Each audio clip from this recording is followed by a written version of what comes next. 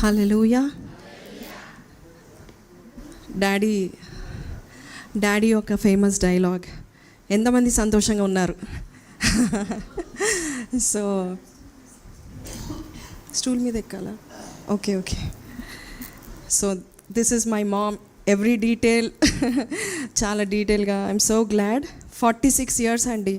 ఇంకో 4 సంవత్సరాలు అయితే గోల్డెన్ జూబ్లీ. ఇక్కడ డాడీ మమ్మీ వలే ఎవరైనా పెద్ద కపుల్స్ ఉన్నారా? నేను మా ఆయన మేమిద్దరం పెళ్ళి చేసుకొని ఫెబ్లో 22 years వస్తున్నా. And they are exactly more than us, half more than us. I'm so glad to be part of this. నేను అనుకోలేదు వస్తానని. రేపు హార్వెస్ట్ ఫెస్టివల్ ఉంది. But I love my parents deeply because they love us. వాళ్ళు మమ్మల్ని అంతగా ప్రేమిస్తారు. And first of all I want to thank God for allowing us to be here. అంత దూరం ప్రయాణం చేసి వస్తానని నేను అనుకోలేదు. It's been 3 months after my surgery that I'm here. And I would love to thank the chairperson. Nobody is congratulating her. She's doing a very good job. Very patient. చాలా బాగా నడిపిస్తూ ఉంటున్నారు. అండ్ డాడీ గుర్తు వస్తూ ఉంటున్నారు. Daddy ఎంత బాగా నడిపిస్తారంటే ఏ event అయినా జస్ట్ మేము రావాలి, తయారవ్వాలి, వర్షిప్ చేయాలి, కూర్చోవాలి, మొత్తం ఆయనే చూసుకుంటారు. ఇంకా మమ్మీ అయితే కింద కిచెన్ నుంచి పై వరకు ప్లేట్స్ ఉన్నాయా, బాటిల్స్ ఉన్నాయా, అన్నీ చూసుకుంటారు. అసలు ఇంత చూసుకునేవారుగా ఇప్పుడు నేను మినిస్ట్రీ స్టార్ట్ చేసి చర్చ్ మరి నడిపిస్తుంటుండగా వాళ్ళ తీరుగా నేను కూడా వచ్చేసాను. ప్రతి ఒక్కటి చూసుకుంటారు. ఏంటక్క అంటే రూట్స్ ఎక్కడున్నాయి. So I really appreciate them. Very hard working couple both of them. 46 yearsలో నాకు ఊహ వచ్చి 4 ఏళ్ళు అనుకుందాము, దాదాపు 40 years. I've seen my beautiful mother. Very beautiful. She still beautiful. మమ్మీని ఏజ్ చెప్పనా? So December 28th is her birthday. I thought 70. No. Okay. So అందరికీ చెప్తా ఉంటున్నాను, నేను ఒకవేళ 69 ఉంటే మా మమ్మీ లాగుంటాను. సో అందరికీ నా ఏజ్ అడుగుతూ ఉంటే తెలిసే, అక్క మీ ఏజ్ లాగా లేరు మీరు, అసలు you're so young, 20s 30s అంటే నమ్ముతారు అంటున్నారు. మీరు కూడా నమ్ముతాను. సో నేనేమంటానంటే, you see my mom. Mother ఎలా ఉంటుందో, చెట్టు ఎలా ఉంటుందో ఫ్రూట్ అలాగే ఉంటుంది కదా. సో చెట్టుని బట్టి ఫ్రూట్ తెలుసుకుంటామని. And my dad, can you believe he 70, 80. November 26th వస్తే హీల్ ఎంటర్ అధిక బలం. బైబిల్లో ఏముంది చెప్పండి? నరుని ఆయుష్ అధిక బలం ఉంటే 80 సంవత్సరాలు. అండ్ మమ్మీ దగ్గర ఉంటే ఇంకా ఇంత చామింగ్ ఉన్నారు. మా దగ్గర ఉంటే అసలు మాట్లాడేవారు కాదు. ఇక్కడ మైక్ పట్టుకొని పాట పాడేసి అసలు ఎంత I was so glad to see my dad like this. నేను నిజంగా చెప్తున్నాను, ఎలాగ ఊహించుకొని వచ్చానంటే డాడీ చాలా రోజులైంది నన్ను గుర్తుపడతారా అనుకుంటూ వచ్చాను. నాన్న నేను ఎలా ఉన్నానో అన్నారు డాడీ రాగానే. And he so charming as ever.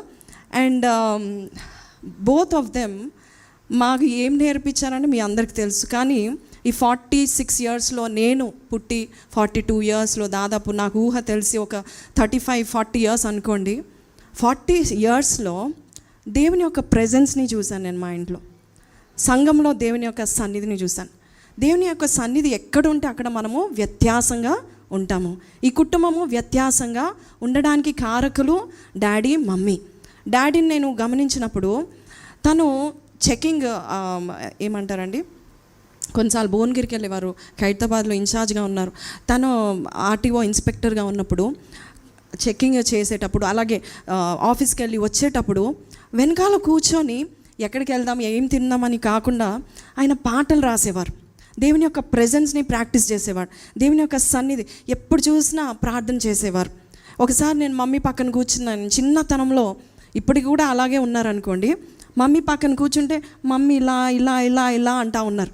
ఏం చేస్తున్నావు మమ్మీ అంటే దేవుని స్తుతిస్తున్నా నాన్న అన్నారు.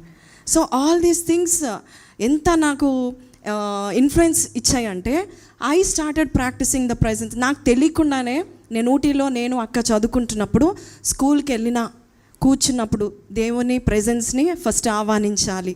సో దేవుని యొక్క సన్నిధిలో ఉన్న కుటుంబంలో నుంచి వస్తే నిజంగా ఎంత వ్యత్యాసంగా ఉంటామని నేను తెలియపరచడానికి ఈరోజు నేను వచ్చాను.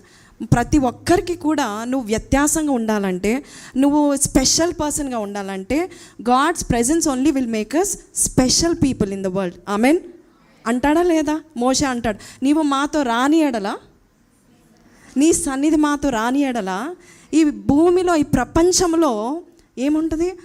మేము వ్యత్యాసంగా వారికి ఉండలేం. నీవు వస్తే కనుక ఒకసారి చదవండి 33 ఎక్సడస్ 33:14 నుంచి 17 వరకు చదవండి. నిర్గమకాండము 33:14 నుంచి చదువు.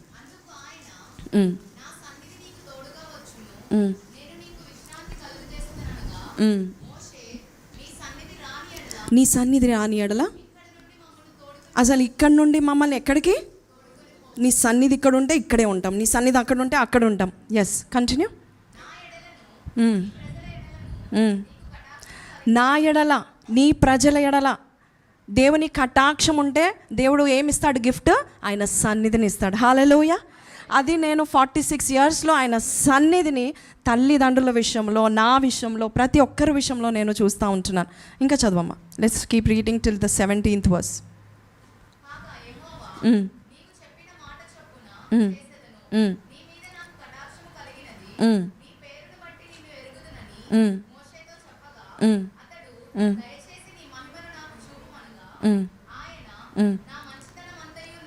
నా మంచితనమంతయు నీ ఎదుట.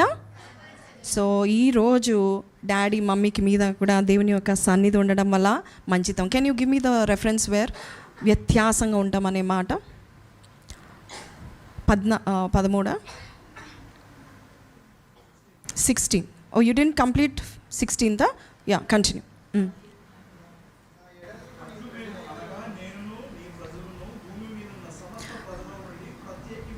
భూమి మీదున్న ఒక్క ప్రజన, ఒక్క జనాంగమన, సమస్త జనముల. హల్లెలూయా. సో ఈ కుటుంబము ఫౌండేషన్ ఏంటి చెప్పండి? పమ్మికి ఫౌండేషన్ ఫస్ట్ పీ ప్రెజెన్స్. హల్లెలూయా. దేవుని యొక్క సన్నిధి. ఒక్కసారి మళ్ళీ ఒకసారి చద్దాం. భూమి మీద ఉన్న సమస్త ప్రజలలో నుండి ప్రత్యేకింపబడడం అంటే స్పెషల్. ఇంగ్లీష్లో చెప్పాలంటే ప్రత్యేకం అంటే special people. Amen. Hallelujah. Are my parents not special? Yes. Hallelujah. Mummy విషయంలో కూడా కొన్ని విషయాలు నేను చెప్తా ఉండాలి. తనకు ఖాళీ దొరికినప్పుడు ఎలా మూసుకేసుకుంటుంది, ప్రార్థన చేస్తూ ఉంటుంది. తను పడుకున్నప్పుడు కూడా కొంచెము సగం మెలుకుంటే మనం ఏం ఆలోచిస్తామో? వ్యర్థమైనవని ఆలోచిస్తాము. కానీ తను ప్రార్థన చేస్తూ ఉంటుంది. ప్రతి విషయానికి స్తుతి చెల్లిస్తూ ఉంటుంది. ఏదైనా కీడు జరిగితే మనం ఎక్కడో కీడుని మనం అనుమతించాం, ఎక్కడో ఏదో జరిగింది, దేవుడు మనతో తోడుంటే ఇది జరిగేది కాదు. వెంటనే పశ్చాత్తాపం, వెంటనే ప్రార్థన చేయడం. అలాగే ఇంట్లో ఉండడం కంటే మమ్మీ డాడీ నేను సంఘంలో ఉండడం ఎక్కువ చూశాను. అలాగే వారు, నేను గమనించింది ఏంటంటే, I wanted to tell so many things about them, కానీ టు మేక్ ఇట్ షార్ట్ నేను ఒకటే చూశాను. వారి ఇరువురు కూడా ప్రార్థన చేయండి మమ్మల్ని బయటికి పంపారు, వారు బయటికి వెళ్ళరు. ప్రార్థన చేయింది అన్నం తీసుకోరు. ప్రార్థన చేయింది ఏది కూడా. ఒక కొత్త చీర వచ్చిందనుకోండి, మమ్మీ నేర్పించింది ఏంటంటే, ఆ కొత్త చీర ఓపెనింగ్ కాకముందు ఏం చేయాలి? ప్రభా నీకు వందనాలు, నాకు ఇచ్చిన ఈ కొత్త బట్టలు బట్టి నీకు వందనాలు. మాకు అర్హత లేదు. నాకు దావీదు గుర్తొస్తాడు. 1 Chronicles 17లో దావీదు ఇలాగే ప్రార్థన, మేము ఏదైతే మేము పొందుకున్నాం అది కేవలము నీ వలన పొందుకున్నాం. సో అలాగ మా ఒక ప్రెజెన్స్ అనేది ప్రతి ద్వితీయోపదేశకాండం 6:7 ఏముంటుందంటే, వారు కూర్చున్నప్పుడు లేచినప్పుడు దేవుని యొక్క మాటలను చెప్తూ ఉండాలనేసి నేను వారి నోట్ నుండి అది వింటా ఉన్నాను.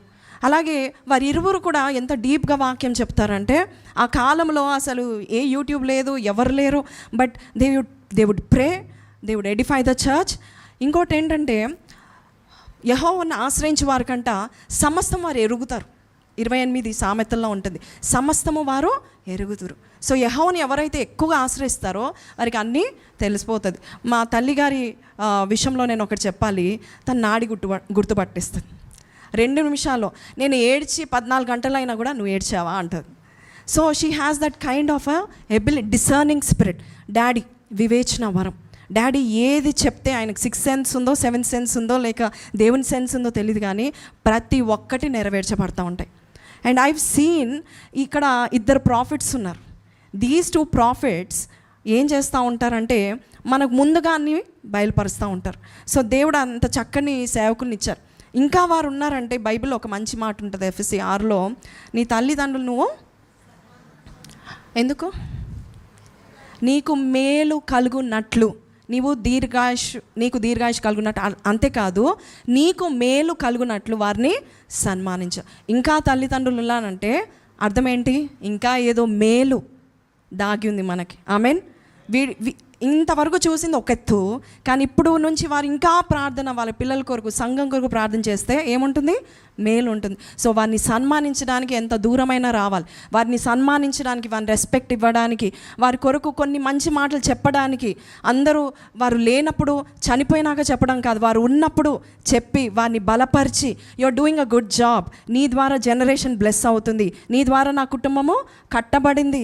ఎంతమంది కుటుంబాలు కట్టబడ్డాయి, ఎంతమంది భార్య భర్తలు ఇక్కడే స్లమ్ ఏరియాలో కొట్లాడుకుంటూ ఉంటుండగా డాడీ మమ్మీ అసలు ఏమీ చూడరు. దే వుడ్ రన్, ఇంటికి వెళ్ళిపోయి వారిని కొడతారా వీరిని కొడతారా వెళ్ళేసి వారిని సంజాయిస్తూ ఉంటాడు, ప్రార్థన పూర్వకంగా నడిపిస్తూ ఉంటారు. So this I've seen in the family.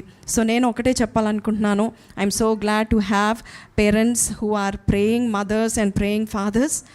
Daddy గురించి కూడా ఒక మాట చెప్పాలి. కోవిడ్ టైంలో డాడీ మా ఇంట్లో కొన్ని రోజులు ఉన్నారు, కొన్ని మంత్స్ ఉన్నప్పుడు, అంత చలిలో అంత టైంలో డాడీకి హార్ట్ సర్జరీ అయ్యి ఇదంతా కూడా నొప్పిగా ఉన్నప్పుడు కూడా ఆయన ప్రతిరోజు బాల్కనీకి వెళ్ళి చేతులు పైకి చాపి ప్రార్థన చేసే వీడియో ఇప్పటికి కూడా ఉంటుంది.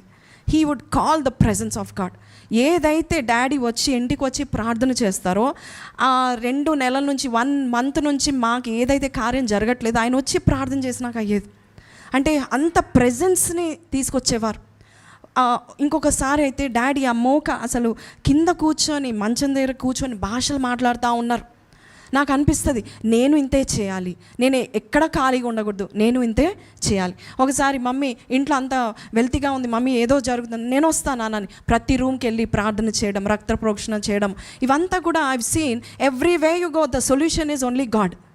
కొన్నిసార్లు మాకే విసుకొస్తుంది, ఏంటి ప్రతి దానికి దేవుడు అని చెప్తుందని. కానీ ఇప్పుడు నేను అంతే చెప్తున్నా, వాళ్ళకంటే ఇంకా చెప్తున్నాను, వాళ్ళకంటే ఎక్కువగానే నేను చెప్తా ఉన్నా. ప్రతి దానికి I go to the Bible, ప్రతి దానికి దేవుని దగ్గరికి వెళ్తాను. దేవుడు చాలా స్పష్టంగా ఒక తల్లి తండ్రి, ఇప్పుడు నేను మాట్లాడి అంత బిజీలో లేను, కానీ నాకు ఒక తల్లిగా తండ్రిగా దేవుడు వారు నాకు పరిచయం చేసి భక్తి పరిచయం చేయగానే I really so thankful, because that is the greatest gift.